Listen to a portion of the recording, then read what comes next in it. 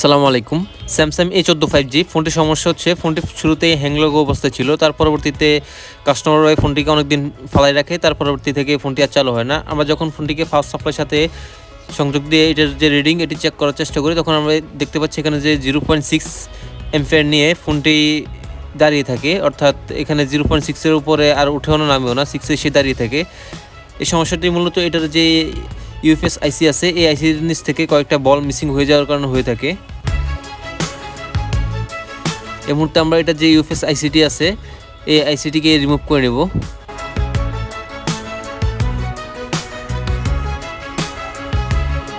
ICT remove করার পরে আমরা সর্বপ্রথম এটার মাদারবোর্ডের মধ্যে যে বাড়তি লিডগুলো লেগে আছে, এগুলোকে সোল্ডারিং আয়রনের মাধ্যমে এক এক করে সবগুলোকে ক্লিন করে নেব।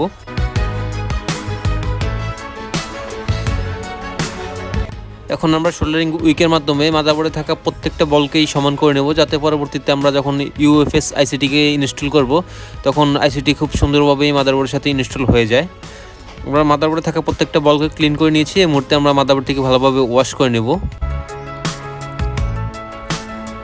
ওয়াশ করার পর আমরা দেখতে পাচ্ছি যে মাদারবোর্ডের মধ্যে এখনও হালকা হালকা কিছু গ্লু আটকে আছে, এগুলোকে আমরা ভালোভাবে ক্লিন করে নিলাম। এই ফোনটি ডেড হওয়ার মূল যে কারণ, এই কারণটি হচ্ছে এখান থেকে কয়েকটা লাইন মিসিং হয়ে গেছে। অর্থাৎ ইউএফএস আইসির সাথে যে লাইনগুলো কানেক্টেড থাকে, সিপিইউ থেকে যে লাইনগুলো আসছে, এখান থেকে দুইটা লাইন মিসিং হয়ে গেছে এবং কি আমি আরও পাশে দুটো লাইন স্কেচ করে নিয়েছি, কারণ এই লাইনগুলো থেকে এই ধরনের সমস্যাগুলো হয়ে থাকে। লাইনগুলোতে আমরা যখন মাল্টিমিটার দ্বারা পরিমাপ করব, তখন কিন্তু এখানে জি এর ভ্যালু একট দেখাবে, কিন্তু এগুলো যখন মোবাইলটি একটু নাড়াচাড়া খায়, তখন এখান থেকে লাইনগুলো ডিসকানেক্ট হয়ে যায়। তাই আমরা এখানেও দুটো লাইন জাম্পার করে দিলাম। এর পরবর্তীতে যে দুটো লাইন উঠে গেছে, আমরা এখানে নতুন করে পুনরায় দুটো বল বানিয়ে দেব।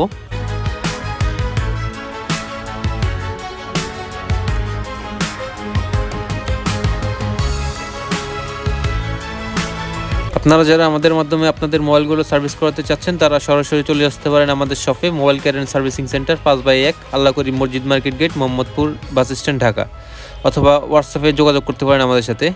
আমরা খুব সুন্দরভাবে দুটো বল বানিয়ে নিয়েছি। এই মুহূর্তে আমরা ইউভি গ্লু দিয়ে বলগুলোকে কভার করে নেব, যাতে হিট লাগলে এই বলগুলো এখান থেকে ছুটে না যায়। ইউভি গ্লু অ্যাপ্লাই করার পরে আমরা এখানে স্কেচ করে দেবো, যাতে করে আইসির যে বলগুলো আছে, এগুলো এখানে ভালোভাবে কানেক্ট হতে পারে।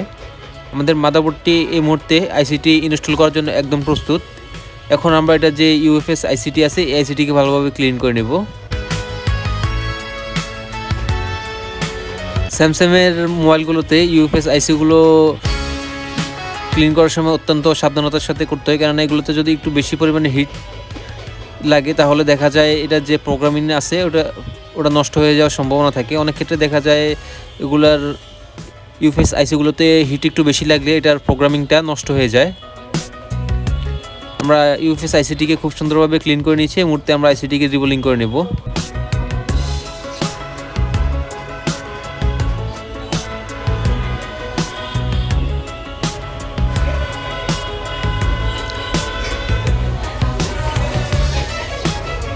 এই ধরনের ভিডিওগুলো আমরা প্রতিনিয়তই আমাদের পেজে আপলোড করে থাকি। ভিডিওগুলো যদি আপনাদের ভালো লেগে থাকে, তাহলে অবশ্যই পেজটিকে ফলো দিয়ে পাশে থাকবেন। আমরা ইউএফএস আইসিটিকে খুব সুন্দরভাবে রিবোলিং করে নিয়েছি। এই মুহূর্তে আমরা আইসিটিকে মাদারবোর্ডের সাথে লাগিয়ে দেওয়ার চেষ্টা করব। আইসিটি মাদারবোর্ডের সাথে লাগানোর জন্য আমরা এখানে হট এয়ার গানে যে হিট, এটি 360 এবং এয়ার 60 রেখেছি। আমরা আইসিটিকে খুব সুন্দরভাবে মাদারবোর্ডের সাথে বসিয়ে নিচ্ছি। এখন আমরা হট গানের হিটের মাধ্যমে আইসিটিকে মাদারবোর্ডের সাথে লাগিয়ে দেওয়ার চেষ্টা করব।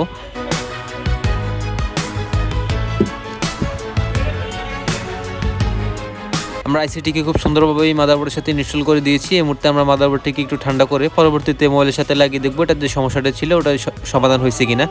আলহামদুলিল্লাহ, আমরা দেখতে পাচ্ছি এখানে মোবাইলে স্যামসাংয়ের যে লোগোটা ওটা কিন্তু চলে আসছে এবং কি ফোনটি পুরোপুরি চালু হয়ে গেছে। এতক্ষণ সাথে থাকার জন্য সকলকে আন্তরিকভাবে ধন্যবাদ। আসসালামু আলাইকুম সবাইকে।